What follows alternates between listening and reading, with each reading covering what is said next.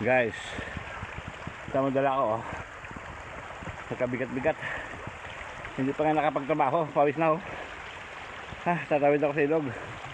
Mabibigat itong barita ko sa mga asarol sa pananim na saging. Okay, tatawid na ako sa ilog. Grabe oh. Hindi pa ako nakapagsimula eh. Pagod na oh, tawid na ako sa ilog, guys. Pagdurusa itong nagawa ko.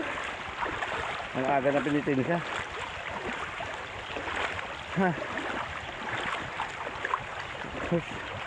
Kabigat ah. Mas 10 kilos ito.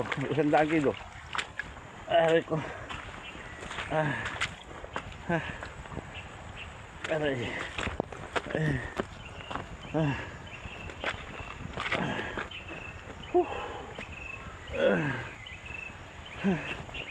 Ang bigat.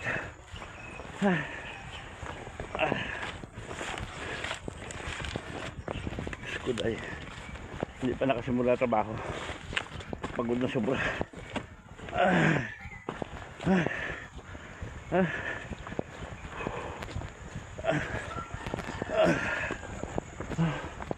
Dito na lang.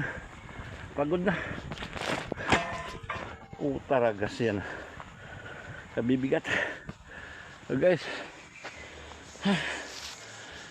tatanim ako ng mga kape ko oh. Diyos ko dahil wala na, kaya lang mabakuran ito. Sayang ang trabaho ko dito. May bag pa ko dala. Ang mga itak ito. Ayun oh. Ay Diyos ko, grabe. Parang mawalan ako ng malay. Hindi pa nakasimula.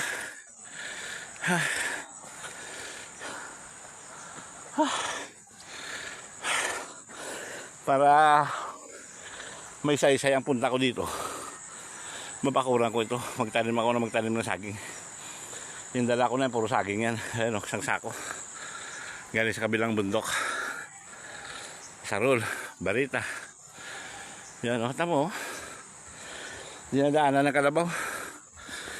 Kubo ko sira na. Kailan talaga mabakuran ito. Okay guys, pahinga muna konti. Tatanim ako ng saging, saka yung magpuputol ako ng mga kawayan para pumasok ang liwanag dito. Okay, 10-4.